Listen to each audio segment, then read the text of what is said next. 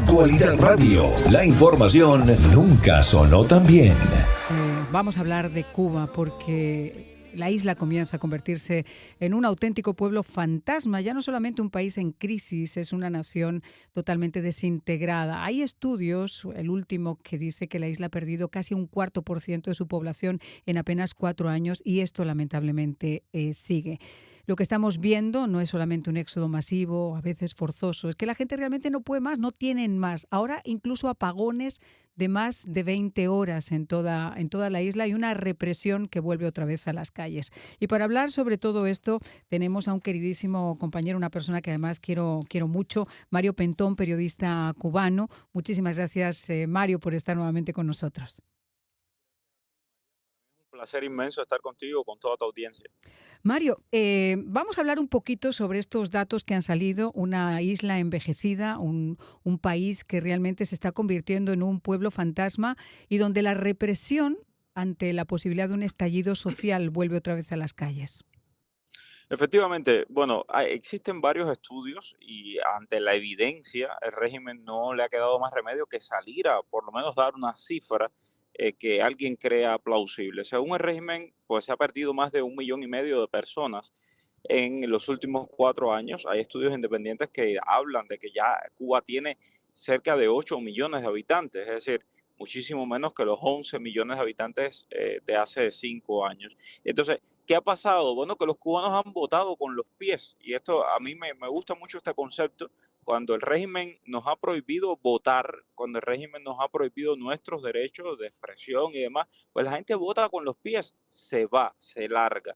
Y es lo Ujú, que ha estado haciendo sobre todo la juventud cubana que va a cualquier otro país, Guyana, en Uruguay hay una ujú, comunidad cubana enorme. grandísima, Chile, donde sea.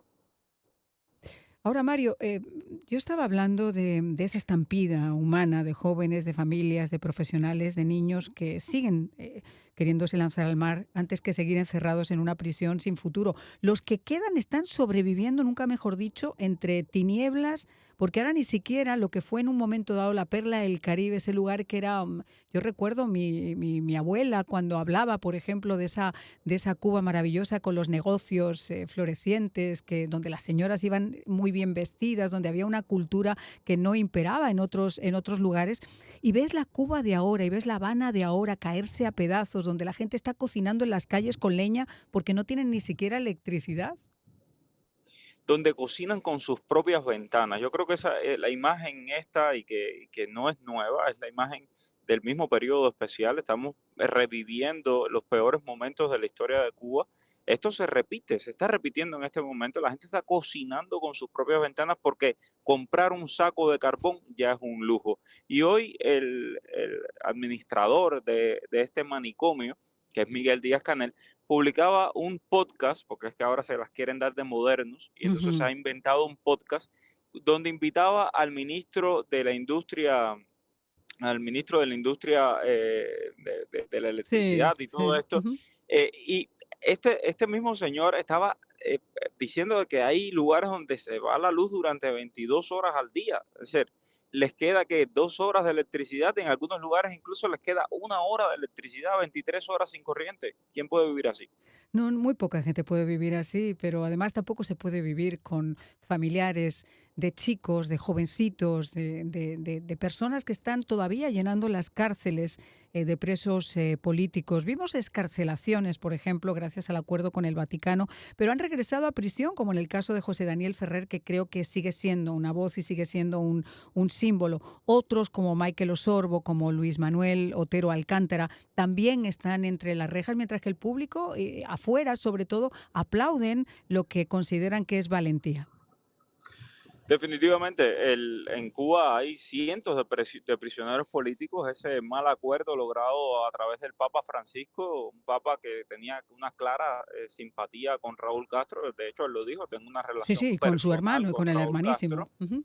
y por supuesto con Fidel Castro también, pero era un acuerdo que lo único que buscaba era concesiones por parte de los Estados Unidos que sacaran a Cuba de la lista de países patrocinadores del terrorismo a la cual el presidente Trump la regresó, pero y que no liberó a nadie, excarceló a quien ellos quiso en el momento que ellos quiso y que además debo decirlo, fue extremadamente cruel. A mí me tocó hablar con los familiares de los presos políticos. Muchos de esos presos políticos son muchachos muy jóvenes y las madres estaban desesperadas todos los días esperando una llamada de a ver si su hijo era liberado o no. Fue Ujú. una verdadera tortura lo que hicieron con esas madres durante todo ese tiempo.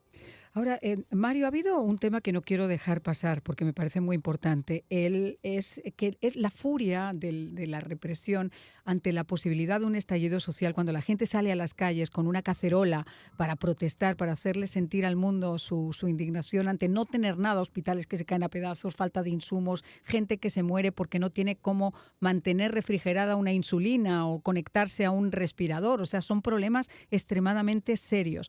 El régimen lo que hace es sacar a la calle esas unidades represoras y la gente vuelve otra vez a replegarse ante el miedo de esas unidades represoras. ¿Crees que se ha perdido algo después del 28 después del 11 de julio? Mira, ayer mismo lo veíamos en Jiguaní, en la provincia de Granma, en el oriente del país. La gente salió a la calle espontáneamente a pedir corriente, comida, y una de las personas que estaba allí protestando anoche, eso fue anoche, le decía a un militar que estaba allí asustándolos y reprimiéndolos, le decía, es que ya estamos cansados, son más de 60 años. Y el militar le decía, cuidadito, cuidadito con decir que son más de 60 años. ¿Cuál es el problema?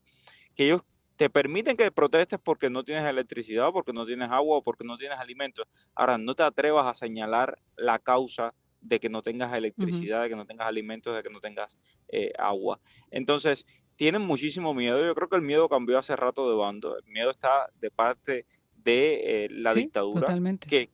que sí tiene un gran aparato represivo, para eso sí tienen dinero, no para arreglar la termoeléctrica o comprar comida, pero para reprimir, para eso sí tienen dinero, pero, evidentemente, claro que hay miedo, o sea, estamos ante la dictadura más vieja del hemisferio y la que más presos políticos tiene de todo el continente.